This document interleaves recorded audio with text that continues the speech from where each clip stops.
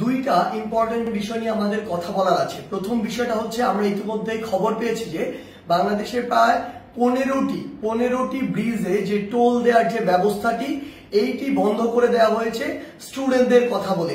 আমাদের জায়গা থেকে স্পষ্ট বার্তা, এটি রাষ্ট্রের একটি যে আয়, এই আয়ের একটি অংশ এই ব্রিজগুলোতে যে টোল দেওয়ার বিষয়টি।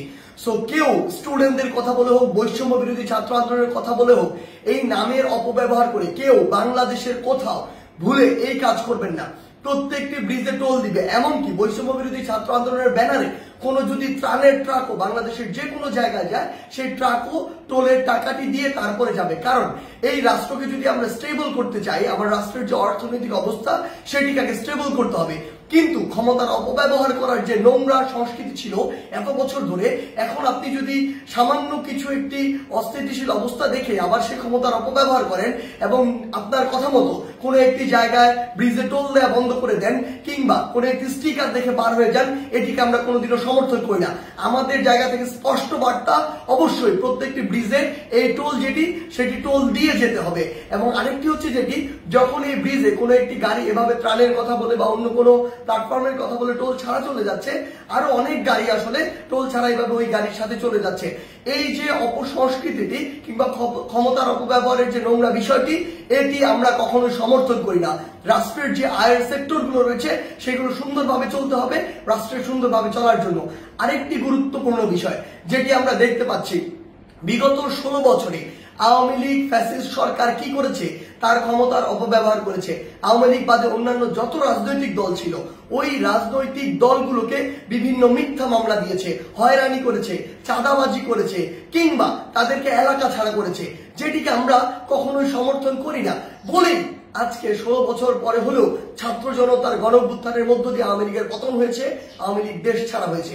কিন্তু আজকে যদি এই গণঅভ্যুত্থানের পরেও আমরা দেখি অন্য কোনো একটি দল বা অন্য কোনো একটি দলের নেতাকর্মীরা ঠিক একই কাজটি করে, তাহলে আপনারা এই আওয়ামী লীগ থেকে কি শিক্ষা নিলেন? একটা জিনিস মনে রাখবেন, আমরা আসলে এই নির্যাতকের পরিবর্তন চাই না, আমরা এই নির্যাতনের যে সিস্টেমটি সেটির পরিবর্তন চাই। আমাদের জায়গা থেকে স্পষ্ট বার্তা, আপনাদের চোখের সামনে স্টিল জ্বলন্ত অনেকগুলো উদাহরণ রয়েছে, সেগুলো থেকে শিক্ষা নিন, না হলে জনগণ আপনাদেরকে আস্থা করে নিক্ষেপ করবে। আমরা যেন এটি না দেখি যে কাউকে আবারও মিথ্যা মামলার ওই চক্রটিতে যেতে হচ্ছে, কাউকে আবারও কোনো দোষ ছাড়া বিনা দোষে ঘর বাড়ি ছাড়া করা হচ্ছে, ঘর বাড়ি ভেঙে দেওয়া হচ্ছে কিংবা তাদেরকে নির্যাতনের শিকার করা হচ্ছে, কিংবা আমরা শুনছি দেশের বিভিন্ন জায়গায় একটি চাঁদাবাজির নতুন চক্র গড়ে উঠছে। আমরা আপনাদেরকে স্পষ্ট করে বলতে চাই, আমরা আমাদের জায়গা থেকে বৈষম্য বিরোধী ছাত্র আন্দোলন এই সকল ক্ষমতার অপব্যবহারের বিপক্ষে, এবং আমরা এগুলোর বিপক্ষে সবসময় কথা বলে যাব।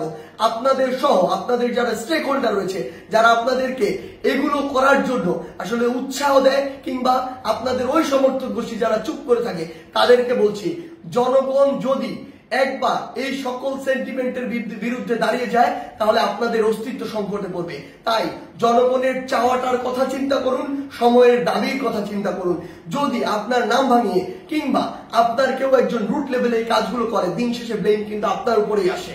সো এই জিনিসটি মাথায় রেখে পুরো বাংলাদেশে এই যে নতুন আরেকটি 16 বছরের যে বিভিন্ন চিত্র ছিল, উদাহরণ ছিল, সেগুলোর যে নতুন আরেকটি এক্সটেনশন কেউ কেউ তৈরি করছে নতুন করে, কিংবা নতুন আরেকটি সংস্কৃতি কন্টিনিউ করার চেষ্টা করছে, আমাদের জায়গা থেকে স্পষ্ট বার্তা, আমরা এটি সমর্থন করি না। এবং আমরা অন্তর্বর্তীকালীন সরকারকে স্পষ্ট করে বলতে চাই, আইন শৃঙ্খলা রক্ষাকারী বাহিনীর মাধ্যমে, বিচার বিভাগের মাধ্যমে যারা এই মিথ্যা মামলা থেকে শুরু করে চাঁদাবাজি, নির্যাতন, হয়রানি, ঘরবাড়ি ভাঙচুর এরকম কোনো কিছুর সাথে জড়িত, তাদেরকে স্পষ্টভাবে আইনের আওতায় আনা হোক। বৈষম্য বিরোধী ছাত্র আন্দোলনের পক্ষ থেকে কিংবা ছাত্র জনতার পক্ষ থেকে এর প্রতি পূর্ণ সমর্থন রয়েছে।